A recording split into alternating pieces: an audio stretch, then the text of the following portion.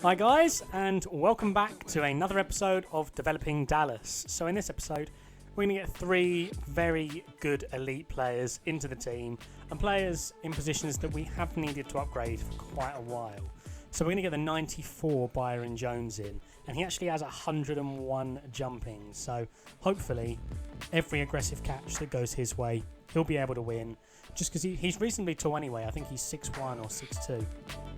And with that 101 jumping, he should be out jumping pretty much every receiver.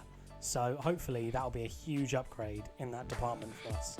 And we also get Randy Gregory in as well, because we needed a new right end for a little while. I mean, I can't remember who we had there before, to be honest. I think it was Hardy, but he was doing pretty well. I mean, you couldn't notice that he was one of the lower rated people in the team because he got a fair few sacks, and you can't say that the running game destroyed us on his side of the field.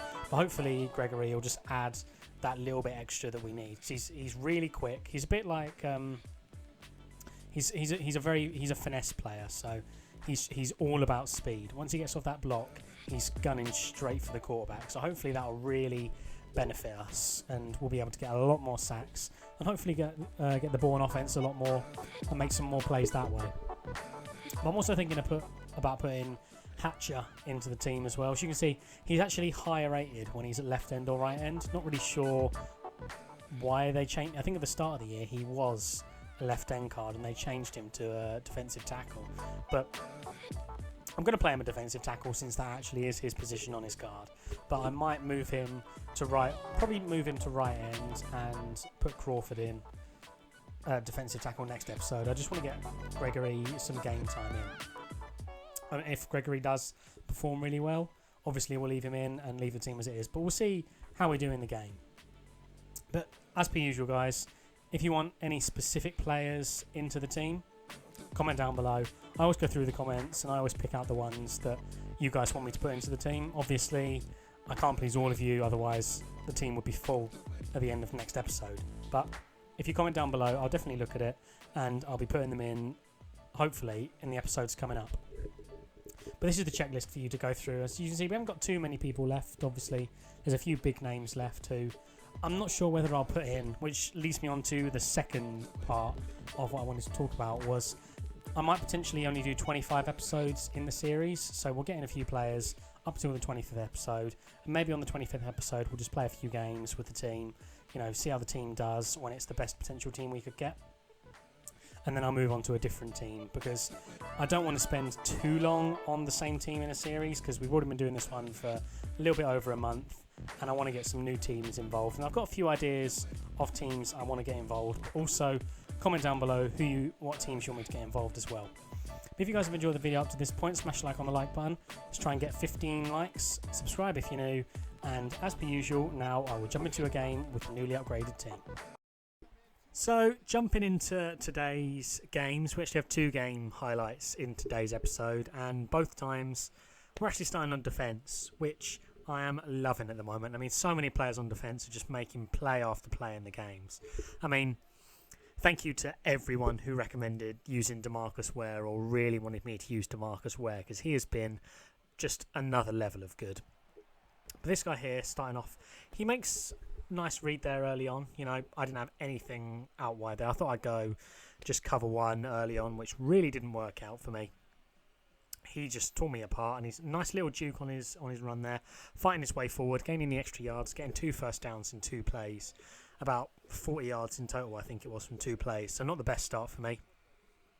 But you know, we're not going to give up. We're going to try and get a user pick over the middle. Obviously the odds of that are really low the way my user in is. As you'll see later in the video, the user in is absolutely terrible at the moment. But luckily, the play call in is working out really well. And he called a hurry up here. He must have seen something open. But evidently, it wasn't that open. And Byron Jones, 4 plays into his debut, gets a phenomenal pick. So that's great to see that early on. And we're just going to run the ball with McFadden. Try and get through the gap there. Just don't make it. But if we would have made that, we would have been gone. Nice touchdown on a first play there. But unfortunately, we didn't make that. So we're going to try a throw this time. Lovely little leap from Williams there. I mean, to be honest, Dez Bryant is probably the main offensive threat in this team. As you'll see, some of the catches he makes, like the one on this play, are just they're catches that you shouldn't be making. Things like that should be batted out of his hands. But Williams and Michael Irvin, especially in this game today, or in the video today, in both games, had absolutely insane games. Both making unreal catches. But he goes for a screenplay there. Luckily, since we got Hatcher in and he's so fast, we managed to cut that off nice and early on and doesn't manage to get the throw off. As you can see, I'm using over the middle, so he can't throw over the middle, which is definitely the route he was looking to go to. So that puts a lot of people off, because most people go for the same route and it's the only route they look for. And it's usually over the middle. Like the 4 verts route over the middle is the one people go for all the time. And if you can just use that or just perm off, put your user near there, they tend to panic and they'll either get sacked or make a stupid throw and you'll get the pick. But my guy here, we got into 4th and 20 as you saw, and he actually quit out the game. So I'm going to jump into a second game here, coming up against the Lions. And I always love coming up against someone who's playing as the Lions, because obviously they're the team I support, and it's always nice to come up against someone like that. But he's one of these guys who, you know, if someone does that, they're either going to be really good at the game or they're going to be really cocky at the game. And luckily, this guy wasn't one of the best at the game. Good read there, terrible user in by me. But he was quite cocky at certain points, and he thought since that play worked, he was just going to try and bomb it deep most of the game. And it ended up working pretty well for me, as you'll see. So I'm user in the right there. Unfortunately, he goes right the other way. Quite annoying.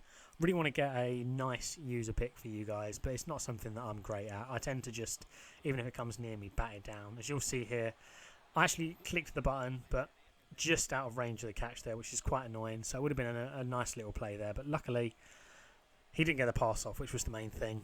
And he went for the toss play. We forced him well out wide because I moved one of my linemen over to that side, and he had nowhere to run pretty much. We had men on that side. We had more than enough coverage, and there was nothing open for him. And this is DeMarcus Ware all over here. He's just so fast, gets around the blocks insanely quickly, and we forced this guy to a field goal. Nearly get a block there, but doesn't matter anyway, because he actually ended up missing it, which is very strange. You very rarely see that, especially from, 30 yards or whatever it was, but maybe he had a bit of lag on his side.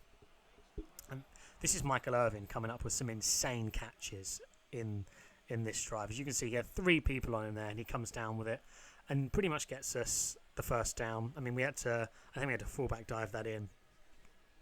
But just things like that, when you can rely on him. And Dez Bryant here, for some reason, bats the ball down straight into the other team. Don't know why he did that, but we were very lucky that didn't end up being a pick.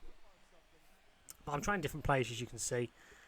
We're going to go Williams there. Just a nice, simple dump-off route there, pretty much, and just pick up the nice, easy first down since he was so wide open. And this might be one of my favourite plays this year. It's the Packers cross play, I think it's called, or something like that. But over the middle there, Michael Irvin, wide open, absolutely destroys the other guy's ankles, and we get him for a nice, easy touchdown. But that play, someone pretty much always tends to be open, which makes it so overpowered. And we get a very, very over-the-top pat down there from, I'm not sure who it was, but he really didn't want the receiver to catch that. As you see, he smashed that ball to the ground. And we're putting Winston under pressure here. Luckily, makes a bad throw. Good read, but just the throw wasn't quite there. I mean, if he'd done a good throw, that would have been a nice, easy first down. He would have got 20-odd yards from that, but he got unlucky on that point. He's going to go for it on 4th down. Not really sure why. Went with a screen pass as well, which, to be honest, if I'm playing coverage, you're not going to get 10-plus yards from a screen pass easily, especially if I can read it. But we're going to go with the same play again over the middle. He didn't pick the right defence last time. Same thing happened this time, and we managed to get in for another score with Michael Irvin, and that's his 2nd touchdown in the game, and he's made some really important catches on pretty much the whole drive. And this guy's trying to peel out of Winston. Makes a terrible, terrible throw there. And we managed to get a nice pick up there. Barry Church seems to get so many picks for me. And if he had a high-rated card, I'd love to use it at free safety. But unfortunately, it doesn't. But his 84 manages to make more than enough plays for me. As you can see, he should have got an interception there. Very unlucky on his part that we got one just before that. And he should have got one there. But I'm going to punish him for it. I'm going to go to Michael Irvin again. Manages to just speed away from this guy. He went for a hit stick, so he actually ended up missing the tackle, and we just dive in with Michael Irvin there and get a very nice touchdown. His third of the game, and it's not even the end of the first half. But this guy, we're just running coverage all the time against him because all he's trying to do is bomb it deep. And he makes a terrible read there, throws it straight to Sean Lee. He's obviously panicking at this point. He's paused it, and you know what's coming. He is quitting straight out of the game. So hopefully you guys have enjoyed the video today. Smash a like on the like button if you have. Let's try and get over 15 likes today. Subscribe if you're new. Comment down below who you want me to put into the team as well.